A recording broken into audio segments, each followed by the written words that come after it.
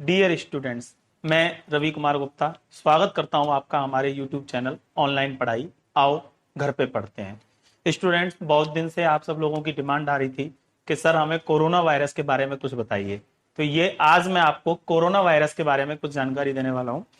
इसमें अपन दो चीजों की बात करेंगे। सबसे पहले तो कोरोना वायरस कैसे फैलता है, स्प्रेड कैसे होता है, और दूसरी बात कि कोरोना वायरस हमारे शरीर में जाकर क्या प्रतिक्रिया करता है, किस तरीके से प्रतिक्रिया करता है। तो इसकी जो कोरोना वायरस की एक्शन या रिएक्शन हमारे शरीर में होता है वो क्या होता है, उन दो के बारे में अपन बात करने वाले हैं। तो सबसे पहले तो बात करते हैं स्प्रेड की। जैसा कि आप जानते हैं कि कोरोना वायरस एक व्यक्ति से दूसरे व्यक्ति में फैल रहा है, और ये ड्रॉपलेट्स, जो छींक में जो ड्रॉपलेट्स होती हैं, छींक में जो बूंद होती हैं, उनके द्वारा एक व्यक्ति से दूसरे व्यक्ति में फैल रहा है। आपको पता है कि सरकार ने लगा रखा है कि भाई हर व्यक्ति को मास्क लगाना है। तो मास्क क्यों लगाना है? क्योंकि मास्क के द्वारा सामने वाले के द्वारा जो आपसे 1 फीट दूर है या 2 फीट दूर है, वो जब छींकता है, क्या पता है उसका कि वो कोरोना संक्रमित है या नहीं है। अगर वो छींक रहा है तो उसके छींक के साथ में जो बूंद आ रही है, वो बूंद मास्क के से रुक सकती है, हम तक नहीं पहुंचेगी। अब अगर मान लो जैसे सामने वाले का हमें जो पॉजिटिव है या नहीं है उसका हमें पता नहीं है, और सिम्टम्स भारत के अंदर 20 से 30% लोग ऐसे हैं जिनमें कोई सिम्टम नहीं दिखा रहा कोरोना, तो उनका पता ही नहीं लग पा रहा, उन्हें खुद को नहीं पता कि वो कोरोना के कैरियर हैं या कोरोना के वाहक हैं। तो वो लोग क्या कर रहे हैं कि अगर मान लीजिए वो आपके सामने हैं और 2 फीट दूरी पर हैं, जैसे ही वो छींकते हैं, वो छींक के द्वारा ड्रॉपलेट या पानी की सी बूंद जो है, वायरस की बूंद, मिश्रित बूंद जिसमें वायरस भी है, वो बूंद आपके नाक तक पहुंचती है। आप सांस लेते हैं, इनहेल करते हैं, तो उसके साथ साथ वो बूंद नाक से, नासिका मार्ग से होती हुई और आपके गले से होती हुई आपके श्वसन तंत्र में जाती है, वहां पर आपके फेफड़ों को इन्फेक्ट करती है। अब बात आती है कि फेफड़ों में ये कोरोना वायरस किस तरीके से हमारे अंदर क्रिया कर रहा है। उससे पहले मैं आपको बता दूं कि इसका नाम कोरोना क्यों पड़ा। ये कोरोना इसलिए पड़ा क्योंकि इसकी जो वायरस है, उस वायरस की जो साइज है, उस वायरस का जो आकार है, उस वायरस की जो आकृति है, वो एक ताज जैसी है, क्राउन जैसी है। तो क्राउन को कोरोना के नाम से भी जाना जाता है, इसलिए इस वायरस का नाम जो है कोरोना पड़ा है। अब बात करते हैं इसकी मेन प्रोसेसिंग की, कैसे रिएक्शन करता है। देखिए, पहले हम यहाँ वायरस का एक छोटा सा चित्र बनाते हैं। ये कोरोना वायरस का एक, मान लीजिए मैं यहां पर एक चित्र बना रहा हूं। ये एक आरएनए वायरस है। आरएनए वायरस का मतलब है कि इस वायरस के अंदर जेनेटिक मटेरियल जो होता है वो आरएनए होता है। मैं यहां पर इसको ग्रीन कलर से डिनोट कर रहा हूं, इसके जेनेटिक मटेरियल को। ये जेनेटिक मटेरियल है आरएनए, और ये भी आरएनए जो है वो है सिंगल स्ट्रैंडेड आरएनए प्लस। ये प्लस और माइनस कोई चक्कर नहीं है, इसके नामकरण में है plus, plus single stranded RNA, अर्थात एक सीधी, आप सिंगल स्ट्रैंड का मतलब होता है धागे नुमा संरचना। तो ये एक धागे नुमा संरचना का वायरस जो है, इसके अंदर ये न्यूक्लिक मटेरियल है अंदर जो पाया जाता है, और बाहर इसमें प्रोटीन होती है। बेसिकली वायरस में दो ही चीजें हैं और कुछ नहीं होता। इसकी बाहर जो है वो प्रोटीन है सारी, और इसके अंदर केंद्र में वो सिंगल स्ट्रैंडेड आरएनए है, इसीलिए इसको सिंगल स्ट्रैंडेड आरएनए वायरस कहते हैं। अब ये जो आरएनए सिंगल स्ट्रैंडेड है और प्लस है, प्लस सिंगल स्ट्रैंडेड आरएनए, इसका क्या मतलब है? इसका मतलब ये है कि एक तो ये आरएनए जो है अपने समान बहुत सारी कॉपी बना सकता है।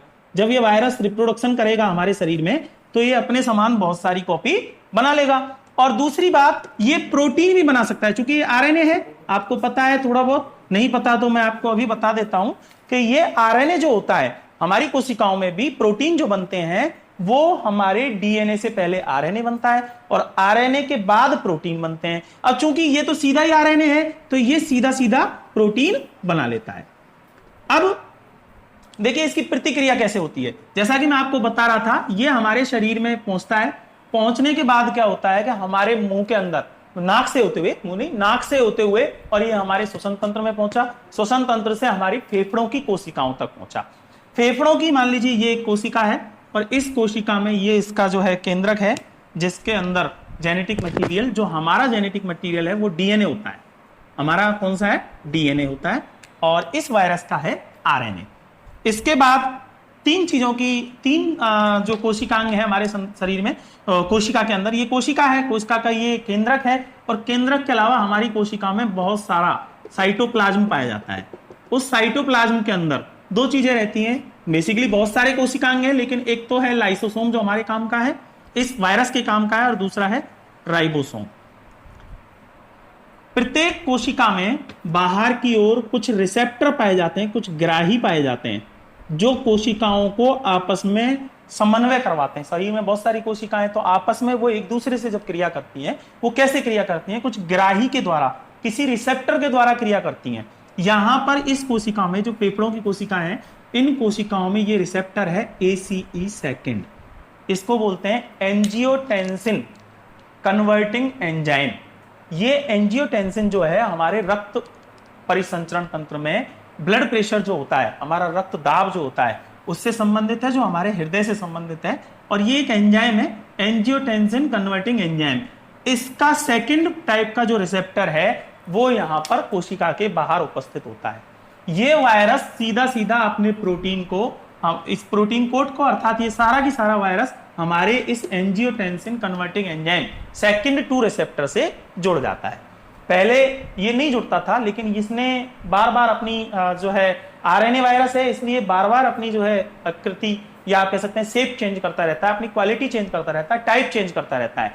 ये रिसेप्टर जो है हमारे शरीर की कोशिकाओं के लिए, हमारे शरीर की कोशिकाएं आपस में एक दूसरे से समन्वय करेंगी। ये बाहर के को किसी को समन्वय नहीं करती हैं, लेकिन इस वायरस ने अपनी संरचना इस तरीके से बना ली है कि हमारे शरीर की कोशिका इसको पहचान नहीं पा रही, और उसको अपने शरीर की कोशिका मान के ही इससे जुड़ जाती है। जैसे ही इससे एंजियोटेंसिन कन्वर्टिंग एंजाइम जो है इस रिसेप्टर से ये जुड़ती है, कौन? ये अपना वायरस जुड़ता है, कोरोना वायरस। उसके बाद कोशिका जो है इसको अपना मानकर शरीर के अंदर ले लेती है। अब इसको हम इस तरीके से करेंगे कि इस कोशिका के अंदर, ये कोशिका के अंदर एक इस तरीके से एक, आप ये मानिए कि वेसाइकल बन जाती है, और इस वेसाइकल में यहां पर इसको अंदर इस तरीके से ले लिया जाएगा, और ये एंजियोटेंसिन कन्वर्टर हो गया, और ये आपका एंजाइम हो गया,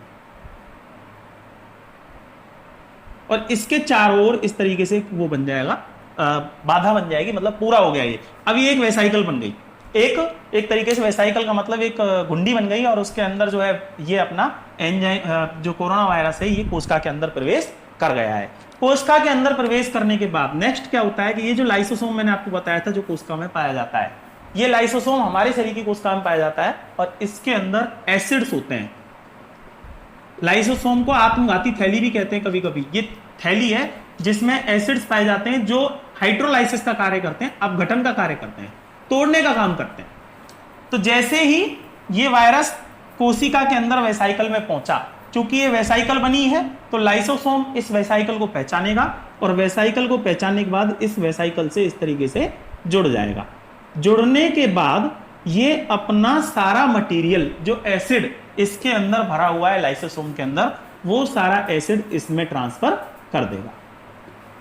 ये एंजाइम है, एसिड जो है ये भी हाइड्रोलाइसिस करते हैं, इनका काम ही हाइड्रोलाइसिस का है, एसिड प्रकृति के एंजाइम है। तो ये क्या करते हैं, इस वायरस की जो बाहर का प्रोटीन कोट है, इसको तोड़ देते हैं। जब इस वायरस का प्रोटीन कोट जो इसके अंदर था, मैं इसको हरे से की बजाय लाल से दिखा रहा हूं, क्योंकि वहां पे अपन ने दूसरे डेफिनेशन हो गया कि ये यहां पर, इसके बाद इसका जब प्रोटीन कोट टूट जाएगा तो ये डीएनए फ्री हो जाएगा। और इसके अलावा ये वेसाइकल की जो दीवार है, इसको भी तोड़ देता है। जब वेसाइकल की दीवार टूट जाती है तो इसका आरएनए, डीएनए नहीं, आरएनए जो है वो कोशिका के साइटोप्लाज्म में इस तरीके से बाहर आ जाता है।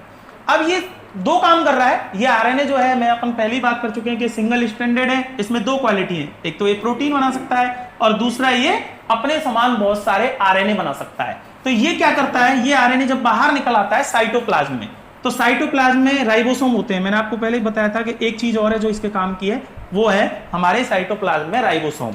ये राइबोसोम जो होते हैं ये प्रोटीन निर्माण का कार्य करवाते हैं। ये वाले, ये क्या करता है, इसका जो आरएनए है ये हमारी कोशिका के राइबोसोम को काम में लेता है। हमारी कोशिका की जो पूरी प्रोटीन निर्माण की फैक्ट्री है उसको हाईजैक कर लेता है। हाईजैक करने का मतलब उस कोशिका से खुद से कोई काम नहीं करने देता, उसके सारे कामों को खुद हैंडल कर लेता है, कैप्चर कर लेता है। तो ये क्या करता है कि ये जो राइबोसोम है इनका उपयोग करके ये डीएनए ये आरएनए, इस आरएनए कॉपी तो अपनी बहुत सारी पहले ही बना ली कोशिका के अंदर, और अब ये सारे आरएनए जो इसके हैं ये क्या करेंगे, इन राइबोसोम को काम में लेके अपने बहुत सारे प्रोटीन भी बना लेंगे। अब जब बहुत सारे प्रोटीन बन गए, आरएनए पहले ही बन गया, पूरी कोशिका के कोशिका द्रव्य में ये सारे के सारे अलग अलग छोटे छोटे नोवेल कोरोना वायरस जो हैं ये बन जाएंगे। इसको कहते हैं वायरल रिप्रोडक्शन। ये इस तरीके से, अब चूंकि ये तो फट ही गई थी पहले ही, ये तो खत्म ही हो गई, फट गई। तो अब इसके बाद क्या हुआ कि बहुत सारे आरएनए मुक्त हुए, एक से बहुत सारे आरएनए बने। पहले आरएनए ने खुद का रिप्रोडक्शन किया, उसके बाद इसने प्रोटीन बनाई। आरएनए और प्रोटीन दोनों बनके इस प्रोटीन को के अंदर आरएनए जो है इसका वो प्रवेश कर जाता है और एक छोटा नया नोवेल वायरस बन जाता है। इसके बाद चूंकि कोशिका में बहुत सारे जब आरएनए बन जाते हैं, ये वायरस बन जाते हैं, तो ये वायरस क्या करते हैं, इस कोशिका की जो दीवार है इसको भी फाड़ देते हैं। कोशिका की दीवार को फाड़ने के बाद ये सारे वायरस कोशिका से बाहर निकल जाते हैं। इस तरीके से पूरे कोशिका से इस कोशिका को इसने क्या कर दिया, खत्म कर दिया और बहुत सारे अपनी वायरस की कॉपी बना ली और ये सारी कॉपी वायरस की बाहर आ जाती हैं। जब हमारे शरीर की कोशिकाओं को क्षति होती है, तो जैसे मान लीजिए हमारे फेफड़ों की कोशिकाओं के साथ ही काम हो रहा है, तो फेफड़ों की कोशिका जब टूटेगी तो उस स्थिति में क्या होगा, उस स्थिति में हमें क्षति जब होती है तो हमें खांसी महसूस होती है, विभिन्न प्रकार के श्वसन संबंधी जो परेशानियां हैं वो हमें महसूस होती हैं। तो इस तरीके से ये अपना रिप्रोडक्शन करता रहता है और अपनी संख्या बढ़ाता रहता है। जिस कोशिका में जाएगा उस कोशिका की मशीनरी को हाईजैक करेगा, हाईजैक करने के बाद वहां उस कोशिका की पूरे साइटोप्लाज्म के अंदर जो प्रोटीन निर्माण की क्रियाविधि है उसको खुद हाईजैक कर लेता है और खुद अपना प्रोटीन बनवाता है, अपना आरएनए खुद ही बना ही लेता है कोशिका में। इस आरएनए जैसे इसका खुद का आरएनए बनाता है ना, तो उस आरएनए को बनाने के लिए एक एंजाइम जो कोशिका में होता है, RNA dependent RNA polymerase enzyme, ये कोशिका में होते हैं और इनको काम में लेकर अपनी संख्या बढ़ा लेता है। जिस तरीके से आरएनए ने संख्या बढ़ाई, उसके बाद ये प्रोटीएज एंजाइम से कोशिका के प्रोटीनों को तो तोड़ देता है और खुद के प्रोटीन वहां पर छोड़ देता है। इस तरीके से ये कोशिकाओं में बहुत सारी मतलब क्षति करता है, कोशिका को खत्म करता है और अपनी नई बहुत सारी कॉपी तैयार कर लेता है और इस तरीके से फिर एक कोशिका से दूसरी कोशिका में इन्वेड करता है, स्प्रेड होता रहता है और ये हानि पहुंचाता है। आई होप कि आपको मेरा ये टॉपिक जो है समझ में आया होगा। यदि आपको ये टॉपिक समझ में आया और मेरा वीडियो अच्छा लगा है तो प्लीज़ इसे लाइक करें, सब्सक्राइब करें एंड शेयर करें। हम आपके लिए इसी तरीके से नए नए वीडियो लाते रहेंगे। Thank you.